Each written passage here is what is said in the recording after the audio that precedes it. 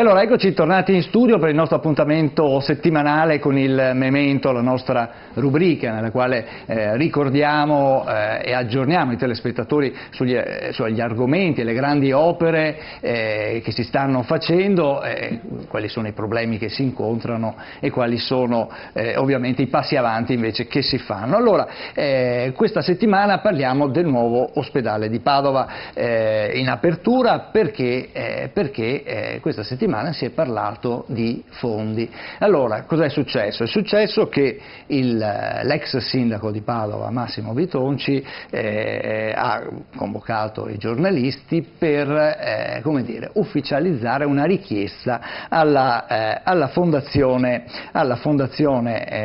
Cariparo per avere dei fondi per il nuovo ospedale di Padova. Allora, sentiamo innanzitutto Massimo Bitonci che cosa ha detto ai nostri microfoni, quali sono le intenzioni, ascoltiamo. Il progetto del nuovo Polo della Salute di Padova è uno dei progetti più importanti per la città e per il Veneto. Ha un costo importante, siamo arrivati a più di 800 milioni. Chiediamo a Fondazione, come è successo poi anche a Verona, ovviamente in maniera molto positiva e come appello, che all'interno dello Statuto può anche effettuare questi finanziamenti, di mettere a disposizione magari nel triennio delle risorse per la realizzazione del Polo della Salute di Padova. Ecco, beh, insomma, è stata un'uscita, Ermanno, che ha, come dire, sollevato un po', come dire, di punti interrogativi, no? Cioè, dei fondi per l'ospedale, la Regione, Zaia, ha sempre detto che non c'erano mai stati problemi, non ci sarebbero stati problemi. Ma non riesco a capire come una figura politica importante come è Bitonci possa pretendere da una banca di poter finanziare un progetto che è dello Stato, che è degli enti locali e quindi non appartiene certamente al suo interesse, salvo eventualmente interpellarle e poi parlarne. È come se io andassi a domandare a qualcuno che deve mettere i soldi per fare casa mia. Questo mi può dire sì, ci sto, che cosa mi dai in cambio? Oppure mi può dire non sono interessato, vattene da un'altra parte. Non lo so, o Bitonci ha qualche certezza e allora ce lo viene a raccontare, o non si può sparare così a vuoto la Fondazione Cassa Cariparo metta i soldi, perché non vedo con quale, se c'è qualcosa di concreto dietro oppure soltanto una mera richiesta buttata là. Come a dire, non ci sono i soldi, speriamo che qualcuno ce li faccia arrivare.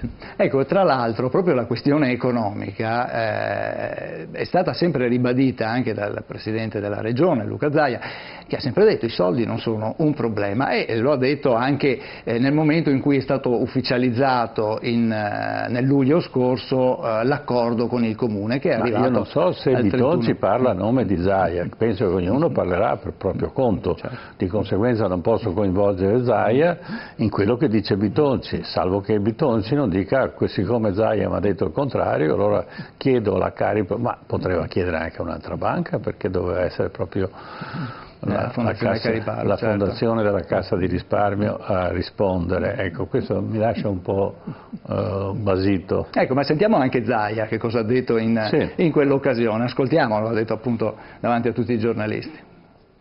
Se la domanda che mi frulla in testa è chi lo paga, non preoccupatevi, si arrangia la Regione. I SCAI non c'è un problema su questa parte. Ma direi sì, dopo 22 anni è stata una bella sfida, siamo arrivati a un trasferimento dei quasi 52 ettari del comune, 513.768 metri quadri. Oggi abbiamo un'area che ci verrà poi volturata in sede notarile entro il 30 di novembre, diciamo che da qui non si torna più indietro, quindi adesso c'è la certezza di avere l'area, bisogna realizzare l'ospedale.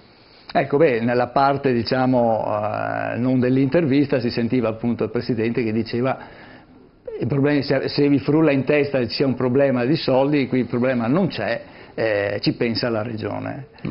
Credo che è importante che sentiamo anche il Sindaco di Padova, perché in questa operazione fu coinvolto anche il Comune di Padova, il quale fece tutta l'operazione che conosciamo, quindi l'acquisizione dei terreni in cambio di tutta una serie di vantaggi da parte dei cedenti di terreno, e quindi di conseguenza a questo punto penso che ci sia una responsabilità, quantomeno nei confronti del sindaco di Padova, a cui è stato detto non ci sono problemi, i soldi ci sono. Certo, certo. Beh, ma noi torneremo sulla questione, ovviamente chiederemo direttamente anche sia a Bitonci che a Zaia qual è la situazione appunto da un punto di vista... E al sindaco di Padova. E al sindaco di Padova, certamente. Adesso invece parliamo di infrastrutture, perché con la Pedemontana che va avanti, ma comunque con qualche e non, anche magari qualcuna di più difficoltà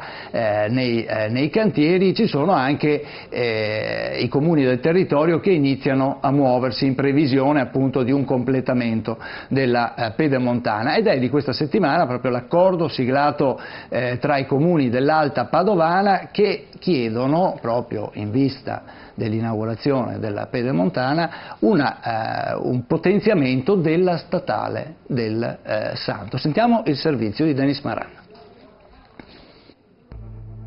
3 province e 22 municipi, oltre ad alcune categorie economiche. Obiettivo: fare fronte comune sul tema della viabilità. Il protocollo d'intesa firmato a Treviso interessa e non poco anche il territorio dell'Alta Padovana e una delle sue direttrici principali, la SR 308, nota come nuova statale del Santo. Un destino che potrebbe essere legato a doppio filo a quello della Pedemontana, la prima superstrada d'Italia a pedaggio che sorgerà nel 2020 e che con i suoi 94 km collegherà Montecchio Maggiore nel Vicentino a Spresiano nel Trevigiano, una nuova infrastruttura importante per l'economia del territorio che avrebbe importanti ricadute anche per i padovani, e da questo punto di vista il naturale collegamento tra la città padavina e la Pedemontana, anche in previsione del nuovo polo ospedaliero a San Lazzaro, sarebbe proprio la 308. Nel protocollo d'intesa così gli enti chiedono di realizzare una bretella di collegamento tra le due direttrici, la cosiddetta bretella di Loria, 9 km tra Castelfranco, punto finale della statale del Santo, e l'uscita Loria della Pedemontana. È qui però che si pone un altro problema. Con il collegamento alla Pedemontana inevitabilmente i flussi di traffico sono destinati ad aumentare, per questo i sindaci del Padovano chiedono adeguamenti strutturali anche alla statale del Santo. Già con gli attuali flussi di traffico la statale del Santo appare inadeguata soprattutto nelle ore di punta, lo sarà ancora di più una volta completato il collegamento. Per questo i comuni dell'Alta Padovana chiedono alla Regione di raddoppiare le corsie della 308 da 2 a 4, inserendo magari anche uno spartitraffico per renderla più sicura. I sindaci dal canto loro auspicano che la Regione accolga quanto prima le loro istanze. Io spero che queste cose vengano fatte nel più breve tempo possibile, perché sennò si rischia un intasamento e un soccopamento per tutto il territorio della 308 da Padova naturalmente fino a Castelfranco. Doppiamente interessato è poi il comune di Campo San Piero, che da 12 anni attende un'ulteriore bretella di uscita dalla 308, oggi coperta con viabilità comunale. Una convenzione con Veneto Strade ed Etra, firmata nel 2007, prevedeva la realizzazione di un'uscita all'altezza di via Straelle, che passerebbe per il centro biotrattamenti. Ad oggi però la mancanza di fondi regionali non ha ancora permesso di realizzarla. Campo San Piero allora spera che l'occasione sia buona per chiudere anche questa partita. Un mondo dell'economia che ha bisogno di una rete viaria efficiente, efficace, altrimenti la competitività che loro sono in grado di mettere in campo si ferma di fronte alle lungaggini che ci sono nel percorrere le nostre strade. Ecco, le interviste al sindaco di Campodarsego, Mirko Patron, e alla sindaca di Campo San Piero, Katia Maccarone. Ecco, Ermanno, una viabilità importante, quella della nuova statale del Santo, in previsione del collegamento appunto con la Pedemontana, ma anche con la realizzazione del nuovo polo ospedaliero. L'attuale statale del Santo ha 2 corsie, chiaramente allora, potrebbe essere insufficiente, no? La statale del Santo è stata un'opera incompiuta e soprattutto un'opera maltrattata.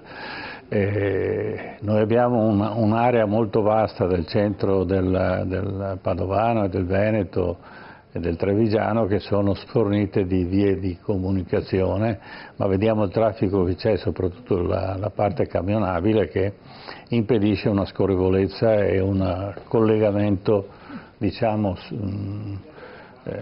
tra un comune e l'altro. Sono state sviluppate tutte altre situazioni, meno che questa è fondamentale. Il problema adesso è come realizzarla. Una parte di questa della Via del Santo è fattibile perché ai lati c'è terreno libero, ma ci sono dei vincoli sui sottopassi, ci sono dei vincoli sui ponti e quindi sarà una spesa non indifferente oggi, che poteva essere realizzata da subito al momento in cui è stata fatta, e oggi avremo quantomeno i punti critici sarebbero già disponibili, perché poi l'allargamento della strada diciamo che è il problema minore. Ecco Ermanno, tra l'altro una statale del Santo che è destinata ad entrare doppiamente sotto pressione, perché c'è un problema sulla statale 47, la Valsugana, che è la parallela praticamente, una strada di cui si sta parlando da tempo di fare un nuovo tracciato, ma che ha un problema sul ponte di Curtarolo, e anche su questo abbiamo un servizio di Denis Maran. Non è solo la strada del Santo a tenere banco tra i comuni dell'Alta Padovana, a necessitare di rapidi interventi è oggi anche la statale 47, più nota come Valsugana, 30 km da Padova a Cittadella e poi altri 10 fino a Bassano, un'arteria che attraversa un territorio estremamente produttivo ma spesso non adeguata alla mole di traffico e di mezzi pesanti che la percorrono ogni giorno. Come se non bastasse, poi al suo interno si aggiunge il problema più urgente del ponte di Curtarolo sul fiume Brenta, una struttura che ha bisogno di interventi urgenti. Per questo si sono ritenute necessarie alcune limitazioni. In direzione Cittadella non possono transitare mezzi di massa superiore alle 44 tonnellate, in direzione opposta invece quelli di massa superiore alle 18. Le eccezioni ovviamente non mancano, gli autobus e i mezzi di soccorso per esempio, senza dimenticare poi tutti coloro che non rispettano i divieti, ma il disagio comunque rimane e non poco, anche perché a chi non può transitare sul ponte è consigliato di fare il giro largo proprio per la statale del Santo, che di problemi già ne ha e che certo non beneficerebbe di un ulteriore aumento della mole di traffico. La provincia allora chiede alla regione di intervenire al più presto. Assieme ai sindaci della 47, quindi i comuni che da Cittadella arrivano a Padova, chiediamo un intervento alla regione per innanzitutto incontrarci, trovare le risorse. E i sindaci già sono sul piede di guerra. La statale 47 è una camera a gas per i miei cittadini, soprattutto su San Giorgio in Bosco e anche sugli altri comuni, insomma non è più pensabile, dove si produce un PIL esagerato, che abbiamo una strada di 200 anni fa, insomma. Ecco Ermanno, allora mentre si spendono i miliardi per la realizzazione della pedemontana, mancano i fondi invece per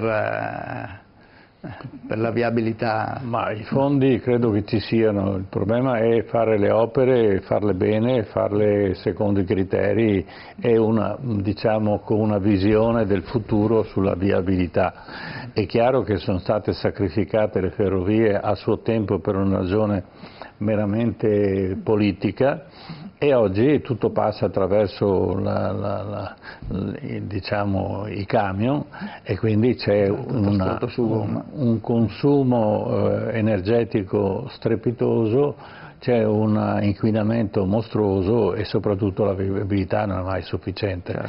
E qui abbiamo poi... Bisognerebbe cambiare totalmente il criterio e la gestione del territorio.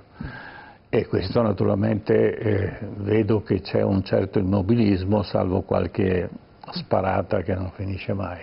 Se è vero che occorrono ancora 100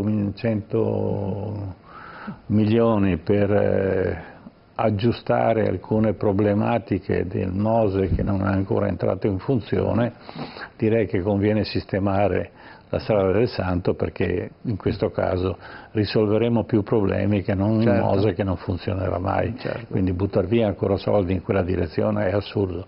Quello che è assurdo è il silenzio totale sul Mose, che mi spaventa molto. Certo, bene, ma noi ritorneremo anche ad occuparci del Mose, dell'idrovia Padova-Venezia, delle tante altre opere che sono in attesa di essere, come dire, di essere completate, torneremo a parlare anche dell'inquinamento delle falde acquifere dell'Alto Vicentino. Allora ci fermiamo qua per quanto riguarda la nostra rubrica Memento, però Torniamo subito, solo 2 minuti di break per affrontare un altro tema caldo di questi giorni, cioè la questione dell'Europa, i rapporti con il nostro Paese, con le nostre aziende, i problemi fiscali, insomma ce ne sono parecchie di cose da dire. A tra poco.